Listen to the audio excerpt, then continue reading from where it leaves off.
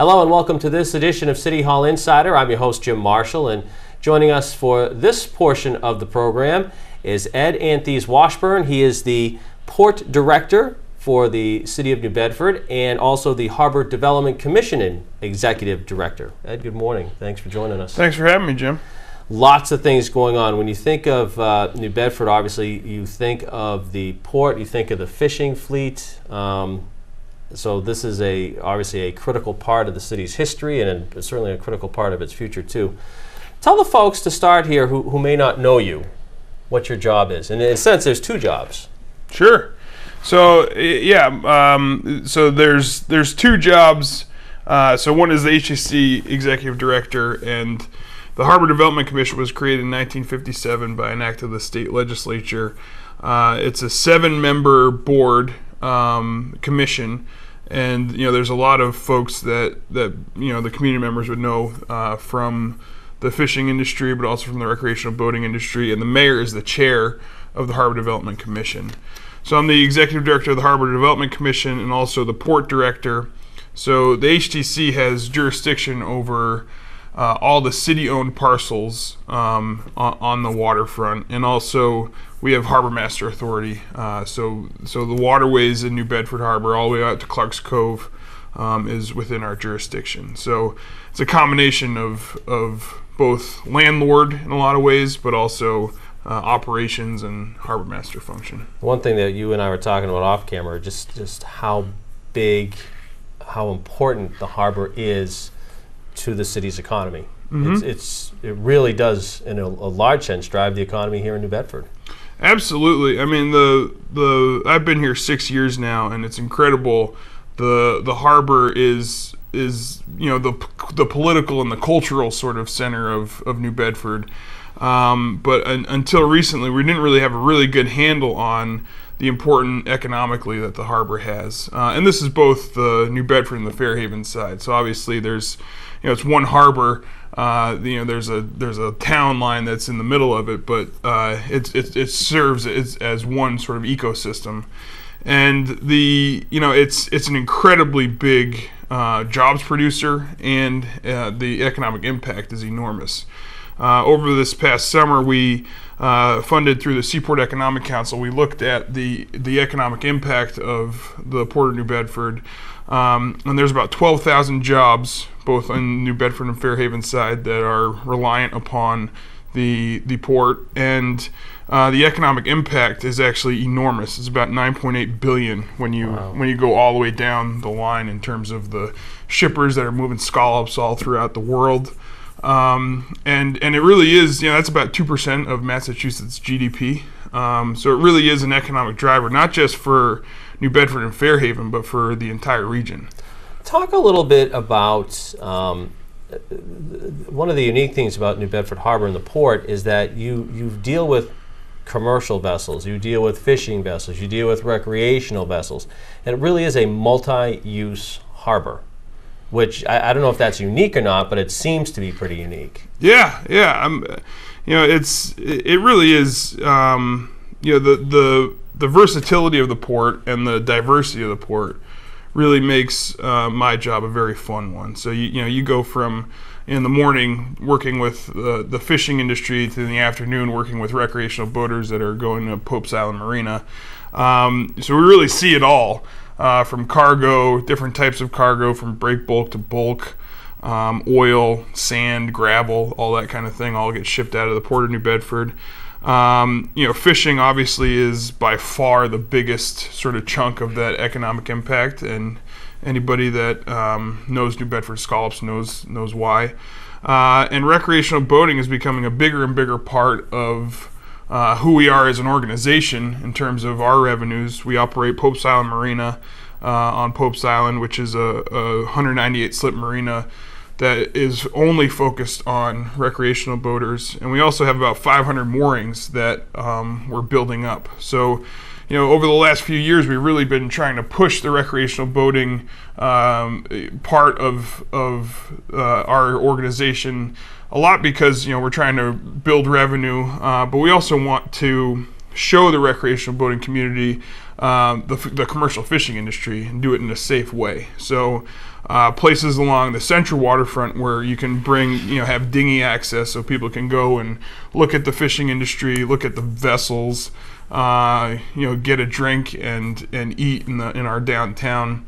All of that is very important, not just for revenue in the HTC, but for people learning about the fishing industry and the regulations that impact the fishing industry. And you also have seen an increase in the cargo vessels that have been coming in and out of the port. Absolutely. So, there's the clementines and citrus from North Africa are our biggest break bulk product. We've been working with Maritime International to really grow that, and with the shippers in Morocco to grow that service. So last year I think was by far our biggest year, and now with the state investment, Karen Polito, Lieutenant Governor Polito was here in May to announce that they're going to be making an investment of refrigeration in building number 2 of State Pier. That will allow the cargo to go into the shoulder seasons, and eventually we'll be able to offload cargo in August, which will really, so we'll be going from a seasonal cargo port in terms of the break bulk that we were handling, from basically October to March, to a year-round service, which will be great for our International Longshoremen's Association, great for all the truckers, and great economically. We're talking to Ed-Anthes, Washburn, about the Port of New Bedford, and you talked about the new refrigeration building coming in. What are some of the other things that people might be noticing getting built or just being improved down at the harbor? Yeah, so we're doing a condition survey right now on all of our piers. So the Harbor Development Commission actually, we have jurisdiction over about 16,000 linear feet of bulkhead. Most of it was built mid to early last century. So we're going to be doing a lot of repairs and cathodic protection so that we can extend the life of all those piers. The big project that we have and that we're really focused on is dredging. So, because of our legacy contamination issues, dredging has been difficult over the last few decades. And now what we need to do is really get our channel, get the federal channel down to its authorized depth of 30 feet. And also Phase 5 dredging, which is 25 commercial properties on either side of the harbor, really need to do some dredging. And because it's contaminated, the cost is really high for those private businesses to do it. So to date, we've done 4 phases of dredging, and we actually had the economic study look at the economic benefit of continuing Phase 5 dredging in the navigational channel, and it would net about 900 new jobs, which is huge, and about $250 million in added business revenue. One of the things for people that may not know, why is the dredging important? So dredging is, I liken it to, so basically when it snows out, you need to plow in order to get your car out of your driveway onto the street and onto the highway. So it's the same thing. It's the same concept with our waterways. So every year, every time it rains, there's soil erosion that end up in the Acushnet River, which eventually fills the channels that were dug, in the 50s. So we need to maintain that in order to get the vessel, from the channel, from the ocean into a dock, into a berth. So if you don't maintain it, then it slowly gets shallower and shallower, and you're not able to bring in the cargo, the fishing vessels, the recreational boats that are needed to really be a vibrant port. One of the things you and I were talking about off camera before the program was the new ferry service between Nantucket and New Bedford. Mm-hmm. The Vineyard Ferry's been around for a few years now. This is the first year of the Nantucket Ferry. How's that been going? It's been great. So I also serve as New Bedford's member on the Port Council of the Steamship Authority. So when C Streak came up with this concept in June of last year, it was really a lot led by Maura Tierney, the Steamship Authority governor that represents New Bedford. This concept of adding service to Nantucket was very heavily vetted by the Steamship Authority to make sure that it would work. And they eventually approved it. Approved it in I think it was late winter, early spring time frame. And the service started in the middle of May, and it's been going absolutely fantastically. So it's going to end right after Labor Day, and from that point, we'll work with C Street to see how they did. But all indications, certainly from the HCC's perspective, Whale's Tooth parking lot has been almost at capacity every weekend. We were at capacity on July 4th weekend. Hopefully we'll be at capacity on Labor Day weekend. So more revenue coming into the HTC coffers, which is great.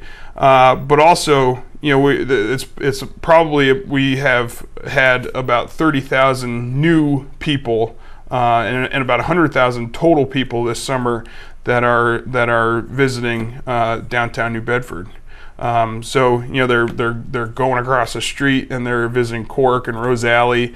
So a lot of people have seen, just from those downtown businesses, a lot of people have seen an uptick, especially on Friday nights. So. Last thing I wanted to chat with you about too is the activities that are going on at City Pier and just down in the harbor that aren't, in a sense, water related. I mean, you've had festivals down there you've done, and I know you're involved with those. Sure.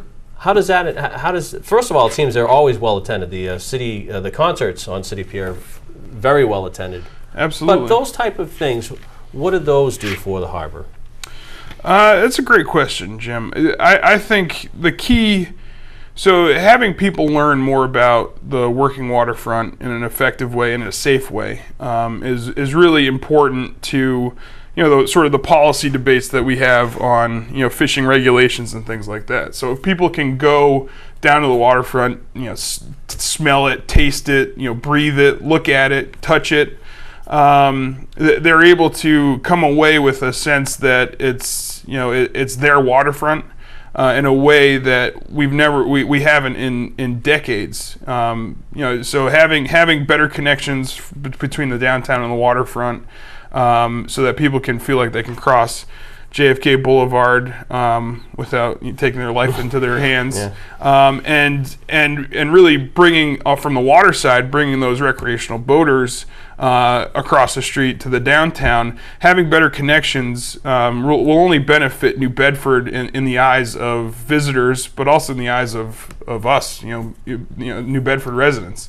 Being able to go enjoy at Dorothy Cox's, go to enjoy an ice cream, or a Black Whale, enjoy a drink at the waterfront in a way that doesn't impact negatively our working waterfront is really critical to people learning about the industry and benefiting the industry. One of the funny things is when you see kids go down there and they're that close to the boats, and as a dad I've seen it.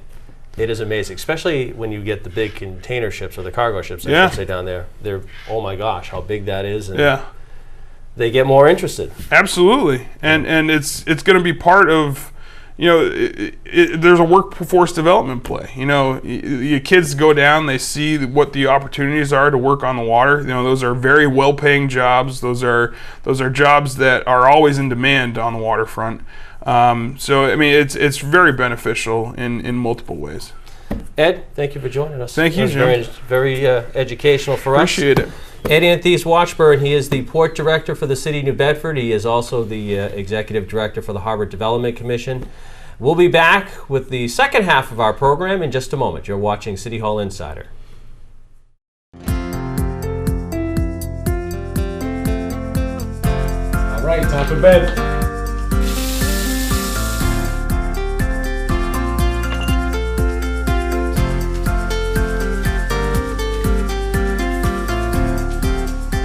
Regular bedtime routines help your children get more sleep and perform better the next day.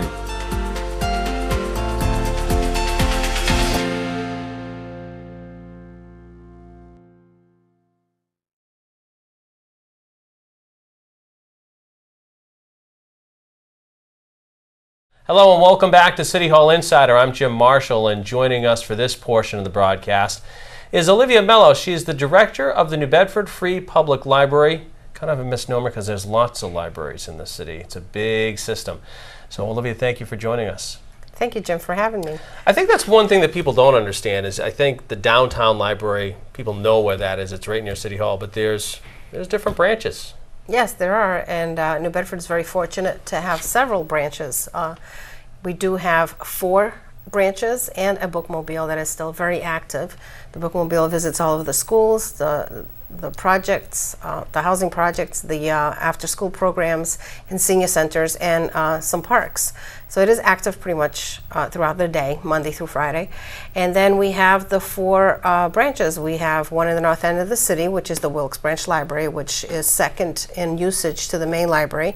It is very well used by all age groups. We have the one at the Buttonwood Park, which is the Lawler branch, and that one is also has a very active usage by the people in that community. And then in the south end of the city, we have the Howland Green branch, which houses a small Spanish collection and does do programming, story times, and information programming for the Spanish-speaking population.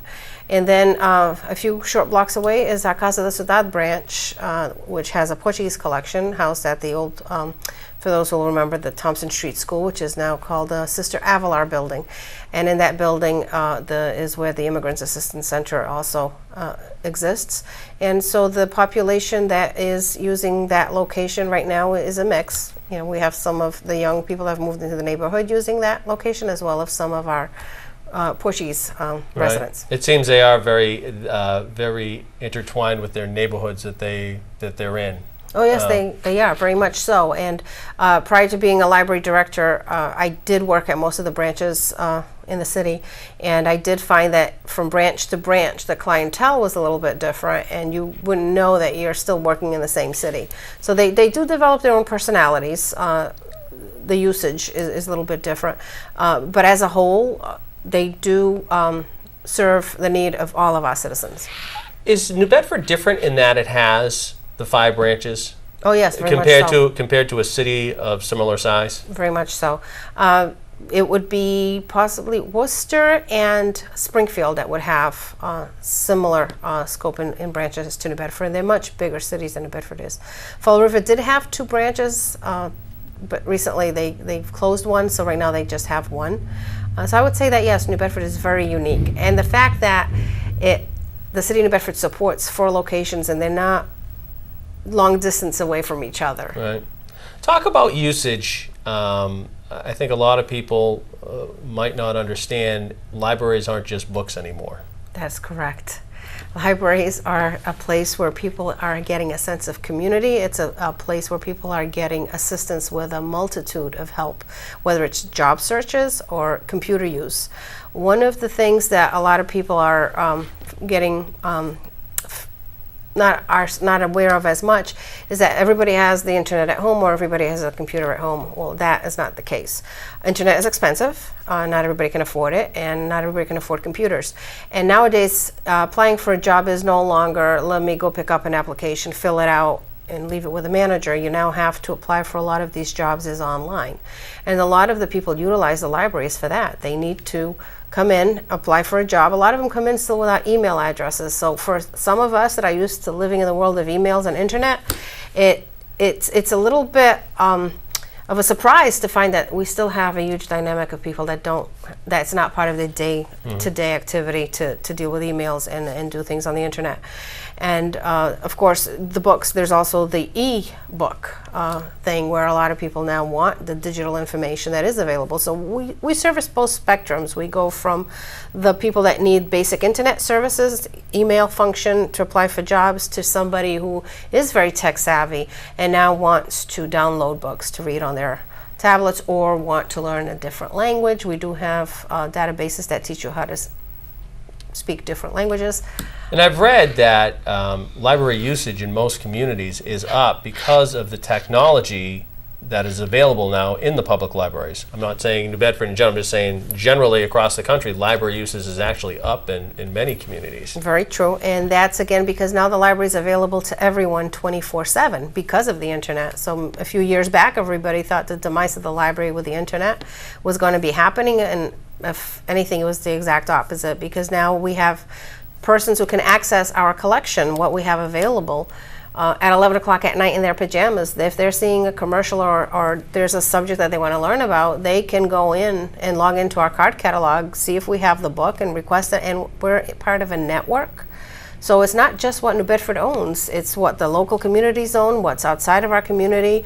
There may be a book on Martha's Vineyard that you want, and we can get that book for you. They will put that book on the ferry and send it to us. Talk about how often, in your role, you've got to buy books and buy things. How often do you keep up to date? Do you have to pick and choose what the new books are that you want to get? Are you limited in how many you can get? Oh yes, that is the challenge, is the limitation in funding for the books. We do get money from our appropriated budget to buy materials, but it's not enough. And we do rely on donations from people who have books themselves, who have read them and no longer need them. They can donate them to the library, to any of the branches. They will accept them. Books, we have a limited budget, which is assigned monthly to each department head. Every department head, every manager is in charge of buying a collection of books for their locations. And there are specific areas that are developed. For instance, at the Lawler branch, there is a collection on Jewish history, Jewish cooking. At the Wilkes branch, we have a Chinese collection. We have a small Portuguese collection. At the Holland Green Library, we have the Spanish books, the Spanish DVDs, CDs. So each manager allocates their funding. They all get a certain amount, and then they decide what percentage goes to this type of material, to that type of material. It's interesting that, too, that it seems in a lot of communities, when you read during the budget process or what have you, that a lot of communities certainly take libraries for granted in many circumstances. And I know but there are a few here in southeastern Mass that have faced accreditation issues and the like. Doesn't seem like it's been, obviously with all departments it's always a battle money-wise, but it seems like there is a commitment to the New Bedford Library from the city officials. Yes, again, I've been at this post for 18 months, so my experience coming on board was that I was facing a cut with a budget that was presented before I got here, and we dealt with it. And then this year's budget was better. We were more level funded, and it is a challenge every year to say that this is what we need, and that we always will need more, but we also know that revenue is being spread out to all the departments and there's priorities. But we can never lose sight that the library itself, in its own way, is a big piece of the infrastructure that the city offers to its residents. We do offer, just for the educational piece, and the fact that we are a location that is free and open to everyone, regardless of age or education level. We do serve a very big need in the city. School's back in session, and I know the fall time, because I remember in school going to the Wareham Public Library all the time to do research and what have you. What sort of programs do we have coming up over the course of the fall for kids and adults alike? Yep, back to school. We're in the mode of back to school, and we do our programming, summer programming, where it's more based on activities, and performers is coming in and as a reward to kids who read all summer. What happens in the fall into December is we gear up for our fall programming, which is story time. Every location offers a story time, whether it's the morning or the afternoon. I encourage people to visit their local branches, talk to the managers, pick up a calendar for each location to see what's going on. There's teen programs, there's the adult programming as well, which could be anything from a knitting group to a mahjong group to a cribbage group, and of course book clubs. Every location offers a book discussion group. And all of this information is available on our website, on our calendar of events on our website. It's also available on our Facebook page. We always ask people to follow us on Facebook. We try to be very active with that page and posting the events that are happening, as well as a newsletter sign up that we have, where you would get a newsletter each month indicating what is going to be happening for the month at the library. We do try to stay uniform at each location, so there's a story time at every location, there's a book discussion at every location, but once in a while some of the managers come up with a different program that they'd like to offer. It's funny, as you talk, it sounds like in a sense that you know, you've got to have these programs, and again, I don't remember those types of programs when I was a kid, a long time ago, but it seems, I mean, in reality, you're competing for people's time, Yes. which justifies, obviously, you know, getting the people, getting what you need to, but it's a cycle, but you are competing for people's time, which is just like Yes. any other entertainment, if you will, venue. And that's exactly what it is. So that's why the library has to keep reinventing itself, and it has to offer programs that aren't your traditional. We hear often adults say, "Oh, I remember going to the library. My mother took me to the library and I checked out books." Well, yes, that's what it was, but that's not what the library Right. of today is.